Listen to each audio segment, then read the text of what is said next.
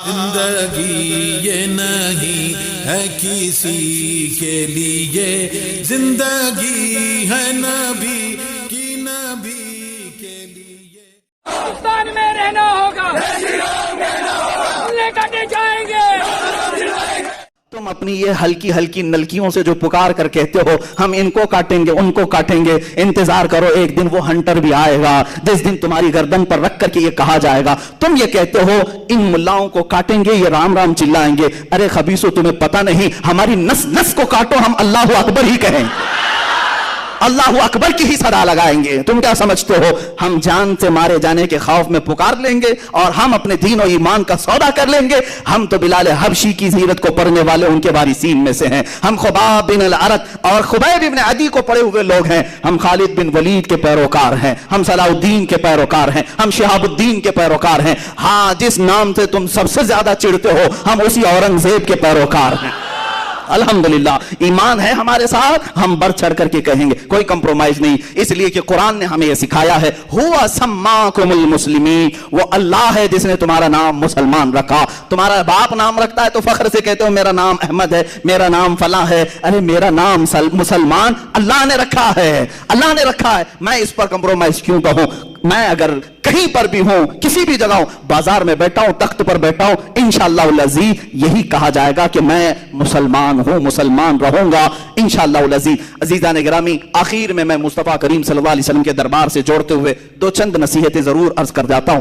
حالات اب ایسے نہیں ہیں کہ میں لمبی لمبی تقریریں آپ کے سامنے کروں، مختصر چیزوں میں تمہیں اشاروں میں سمجھا دوں۔ جن دو باتوں کا تذکرہ میں نے کیا، یہ جس سے انہیں سخت نفرت ہے، ان چیزوں کی طرف تم لوٹ آؤ۔ میرا یہ یقین ہے، اللہ کے نبی کا قول سنو، دوسروں کی باتیں جھوٹی ہو سکتی ہیں مگر میرے نبی کا فرمان نہیں، جھوٹا نہیں ہو سکتا۔ اذا ترکتم الجہاد، حضور پاک صلی اللہ علیہ وسلم فرماتے ورضیتم بالزرع، جب تم جہاد کو ترک کر چکے ہو اور کھیتی باڑی میں مصروف ہو گئے، حضور پاک صلی اللہ علیہ وسلم فرماتے ہیں صلی اللہ علیکم ذلتن، اللہ تعالیٰ تم پر ایسی ذلت طاری کر دے گا کہ وہ ہٹے گی نہیں، ہٹے گی نہیں۔ پھر پوچھا گیا کب یہ ذلت جائے گی؟ میرے آقا فرماتے ہیں اس چیز پر واپس آ جاؤ جس چیز کو تم چھوڑ کے نکلے تھے، وہیں واپس آ جاؤ۔ ہاں، ایک بات یاد رکھیں، جب ہمارے ہاتھ میں لکڑی تھی ہم پہاڑ چڑھ رہے تھے، ایک پہاڑ ایسا ہے جہاں پر بندر بہت پریشان کرتے ہیں، بہت پریشان، لکڑی لے کر کے جاتے ہیں، حاجی ملنگ کا پہاڑ ہے، بہت سارے لوگ جب زیارت کے لیے جاتے ہیں تو لکڑی لے کے جاتے ہیں، سفر کا اتفاق ہوا لکڑی چھوٹ گئی، بندر پریشان کرتے ہیں ادھر ادھر سے، اور کوئی تھیلی کھینچ رہا ہے، کوئی ادھر آ رہا ہے، بہت سخت قسم کے بندر ہیں۔ پھر لوگوں نے کہا کہ نہیں، یہ رہنا ضروری ہے، کہا وہاں نیچے چھوٹی ہے، کہا چلتے ہیں واپس لے کے آئے، نہیں تو پورا سفر ہی ستائیں گے۔ واپس جا کر کے لانا پڑا، اور جب ٹیک ٹیک کر کے چڑھتے تھے تو بندر ویسے ہی دور رہتے تھے۔ یہ ہم نے اس دن سیکھا کہ جب تک ہماری اصل چیز ہمارے پاس نہیں آتی یہ بندر بہت پریشان کرتے ہیں۔ محبت مصطفیٰ صلی اللہ تعالیٰ علیہ وسلم کی لاٹھی تمہارے پاس ہو، رسول پاک صلی اللہ علیہ وسلم پر قربان ہونے کا جذبہ تمہارے ساتھ ہو، پھر دیکھنا یہ بندر دور سے ہی منہ بسار سکتے ہیں، منہ پسار تو سکتے ہیں لیکن تمہیں چھو نہیں سکتے، تمہیں ٹچ نہیں کر سکتے۔ ہاں، اتنی بات ہے کہ میں نے اپنی زندگی میں بہت کچھ نہیں دیکھا، بہت کچھ، لیکن چند چیزیں ہمیں حالات نے سمجھا دیا۔ پہلے اتنا یقین ہو سکتا ہے کمزور ہو، لیکن اب یقین کا درجہ بڑھتا چلا جاتا ہے۔ چند مہینوں سے ہمارے پیچھے ہر طاقت لگا دی گئی جانچ پڑتال کے لیے، ڈھونڈو اس کے پیچھے کون کون سی طاقتیں ہیں، میرے پیچھے کہاں سے کہاں چیکنگ کرائی گئی، کچھ اپنے لوگ بھی پیچھے پڑے ہیں، کچھ ان کے بھی پیچھے پڑے ہیں، ہر طرح کے لوگ اوپر سے لے کر نیچے تک اسکوٹنی کے لیے ٹیم بنا کر بھیجے، دیکھو اس کے پیچھے کتنی پراپرٹی ہے، کتنی جائیداد ہے، کون کون بیکنگ کرتا ہے، کتنے سیٹ لوگ ساتھ میں ہے، کتنے نیتا لوگ ساتھ میں ہے۔ 3 مہینے ہو گئے اب تک کچھ نہیں ملا، کچھ نہیں ملا۔